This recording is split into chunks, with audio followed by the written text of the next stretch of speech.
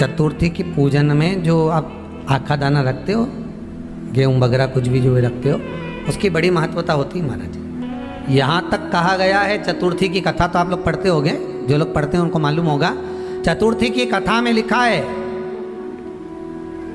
चौथ माता के व्रत में वर्णन किया गया है कि वो आखा दाना जो रखा जाता है, मान लो कोई जरूरी काम होता है तभी आखा दाना को रखा जाता है, संभाल के रखते हैं कि हम इस काम के लिए जा रहे हैं और हमारा ये कार्य सफल होना चाहिए।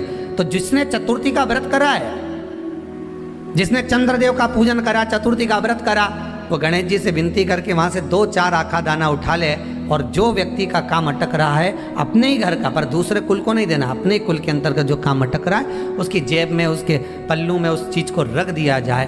तो चतुर्थी जो अगली आती है, जैसे आप महीने की करते हो तो महीने की, और आप जैसे करते हो कि 4 अलग बड़ी बड़ी चतुर्थी करते हो तो उसके अनुसार आपका कार्य सिद्ध होता ही है। उस आखे दाने का इतना महत्व होता है क्योंकि चतुर्थी का व्रत करने वाली माता जब व्रत करती है तो स्वयं चतुर्थी की कथा में लिखा हुआ है कि पार्वती जी गणेश जी से चतुर्थी की कथा बचवाती।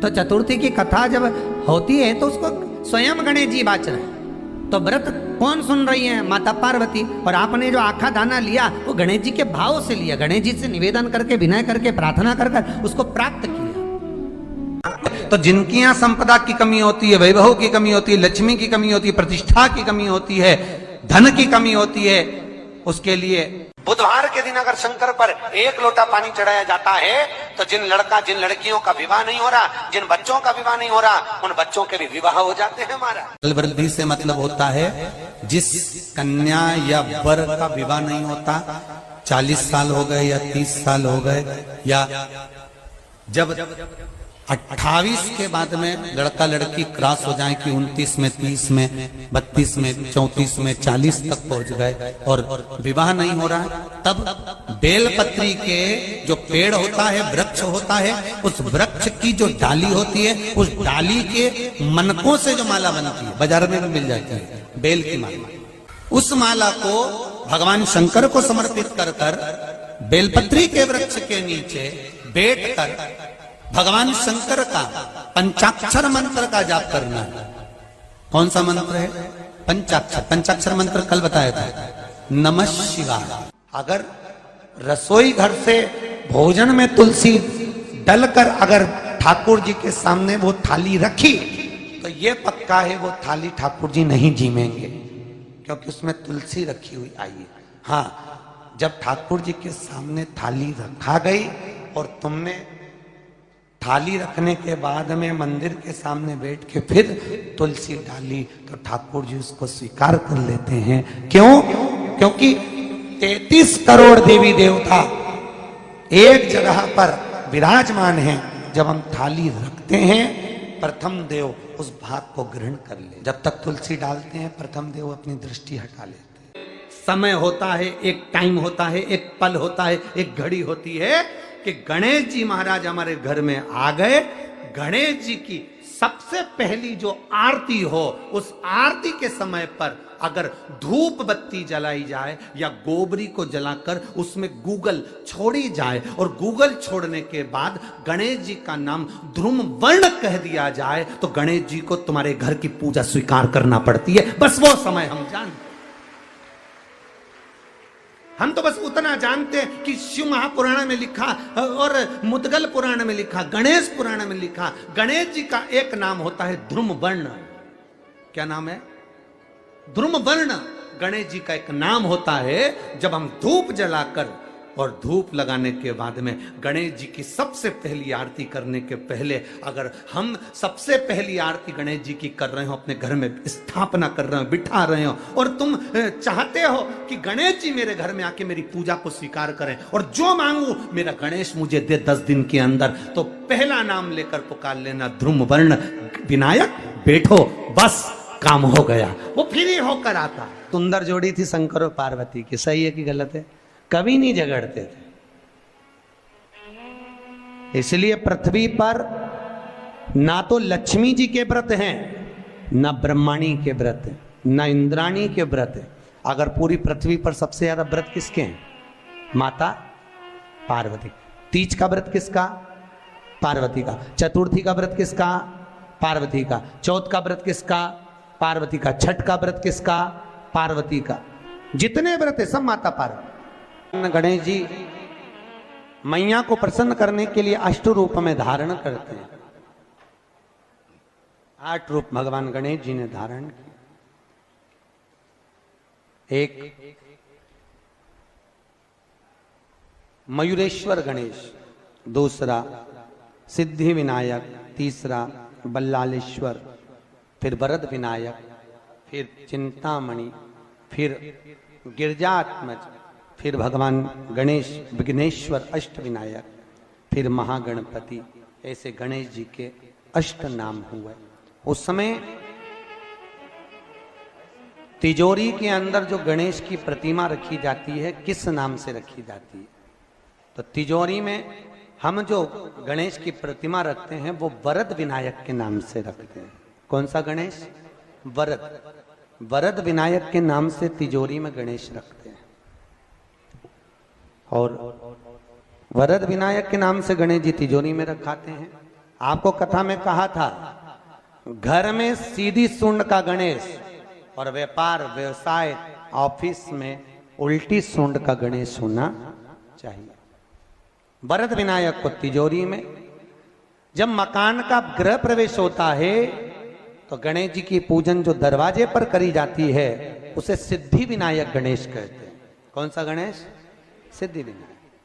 जब हम घर में शुभ कार्य हो, बंदर बाल लगाएं, कोई दरवाजे पर शुभ लाभ लगाएं या स्वस्तिक बनाएं या माताएं दरवाजे पर रंगोली डाले तो उसी समय पर सिद्धि विनायक के नाम से रंगोली डालना चाहिए। तो घर में लक्ष्मी बढ़ती है, सिद्धता बढ़ती है। याद रखिए, कभी भी गणेश जी को, मिट्टी के गणेश जी लाते हो भादो महीने में, तो विसर्जन करो तो विसर्जन के समय पर 2 बिंदी, एक कंकु की एक हल्दी की, दीवार पर जरूर लगा देना चाहिए। क्यों? क्योंकि गणेश जी हमारे यहाँ आते हैं तो रिद्धि सिद्धि के साथ आते हैं, पर जब गणेश जी जाते हैं अगर हम बिंदी नहीं लगाते हैं तो गणेश जी अपनी रिद्धि सिद्धि को साथ में लेकर चले जाते हैं। पति के साथ पत्नी वापिस चली जाती है। जब हम बिंदी लगाते हैं तो उसका मतलब होता है कि हमारे घर की बहू हमारे घर में रहे, बेटा भले भ्रमण के लिए जाए। तो गणेश जी जाते हैं, रिद्धि सिद्धि घर में रह जाती है। इसलिए रिद्धि सिद्धि को घर में रखने के लिए 2 बिंदी लगाना चाहिए, एक कुंकू की एक हल्दी। रिद्धि सिद्धि। गणेश जी की प्रियता है दुर्वा। क्या प्रियता है? दुर्वा। कितनी दुर्वा गणेश जी को समर्पित करी जाती है? मात्र 5। कितनी? आज के जमाने में लोग गट्ठा बनाकर चढ़ा दें, वो अपनी जगह पर 5 दुर्वा पंचम इंद्रियों को वश में करने के लिए और भगवान के 5 जो स्वरूप हैं उनको अपने भीतर उतारने के लिए 5 दुर्वा। और दुर्वा में भी 3 गांठ। जब दुर्वा समर्पित करी जाती है तो उसमें नीचे दुर्वा की डंडी पर गांठ रहती है, 3 छोटी छोटी गांठें होना चाहिए। चतुर्थी का जो व्रत करने वाली होती हैं, जो चतुर्थी का पूजन करने वाली होती हैं, उनके भीतर का एक भाव होता है कि जैसे ही शाम का समय आए चंद्रदेव का पूजन करें। चंद्र जब प्रकट हो जाए, कलश भर लिया, उसके नीचे आखा दाना रख दिया, चावल गेहूं जो भी आप रखते हो पूजन के लिए, ऊपर पात्र आदि रख दिया, जलाशय, फिर अपन ने घी का दिया लगाकर पूजन भी कर ली। तो जो चतुर्थी का पूजन करने वाली होती है, जो चतुर्थी का नियम व्रत धारण करने वाली होती हैं, बड़ी बड़ी चतुर्थियां करती हैं या उसका नियम धारण करती हैं, तो चतुर्थी का जो पूजन करती है वो किस चीज के लिए होता है? केवल संतान, पुत्र, परिवार, हमारा कुटुंब, हम जिस कुल में हैं, हमारा कुल वैभव की ओर बढ़े, संपदा की ओर बढ़े और उसकी आयु बढ़े, उसकी आयु बढ़े, वैभव बढ़े। बहुत ध्यान दीजिएगा महाराज। चतुर्थी की पूजन में जो आप आखा दाना रखते हो, गेहूं वगैरह कुछ भी जो रखते हो, उसकी बड़ी महत्वता होती है महाराज। यहां तक कहा गया है, चतुर्थी की कथा तो आप लोग पढ़ते होंगे, जो लोग पढ़ते हैं उनको मालूम होगा। चतुर्थी की कथा में लिखा है,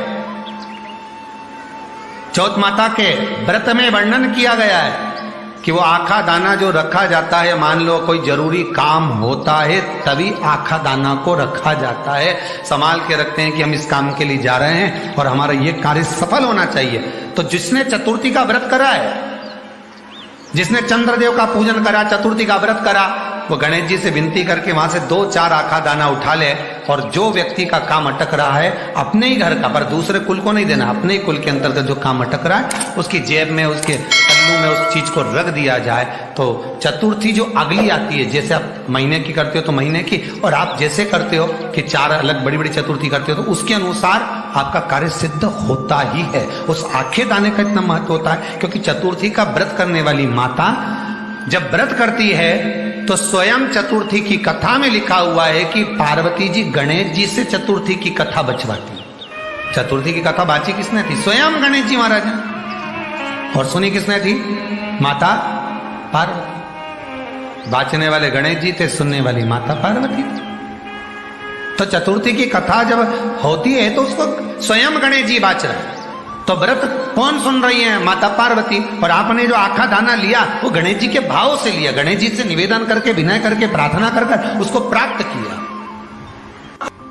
जितने आस्था चैनल पर कथा सुन रहे हो, जितने फेसबुक और यूट्यूब पर सुन रहे हो, और जितने इस छत्तीसगढ़ की पावन धरा पर बैठकर सुन रहे हो, बहुत सावधानी से सुनना। एक छोटा सा कपूर का टुकड़ा जब आरती में जलाया जाता है तो ये कपूर क्यों जलाते हैं? इस कपूर का महत्व क्या है? इस कपूर का कारण क्या है? ये कपूर है कौन जिसको हम आरती में जला?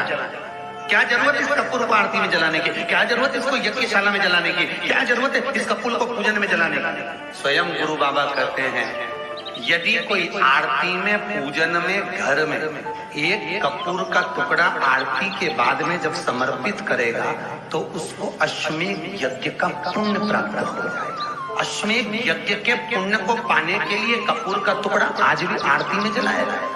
एक कपूर का टुकड़ा सुख का, इसीलिए हमारे यहाँ शास्त्र कहता है महाराज, जब आपको घर में अगर ऐसा लगने लगे कि 15 दिन से बहुत बेचैनी है, बहुत दुख तकलीफ लग रही है, कोई ना कोई बीमार पड़ रहा है, कुछ ना कुछ तकलीफें लग रही है, तो एक पीपल का पत्ता ले लो, उसके ऊपर एक कपूर का टुकड़ा ले लो, सारे घर में घुमाकर उसको दरवाजे के बीच मध्य में जलाकर रख दीजिए। थोड़ी सी जला 20 से 25 मिनट के अंदर मकान में एनर्जी वापिस आ जाएगी, उस भवन में एनर्जी वापिस आ जाएगी।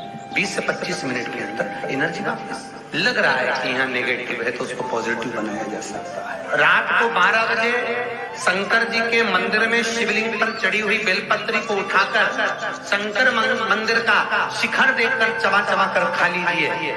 आपके पांव के घुटने बदलने की जरूरत नहीं पड़ेगी, ऑपरेशन की जरूरत नहीं।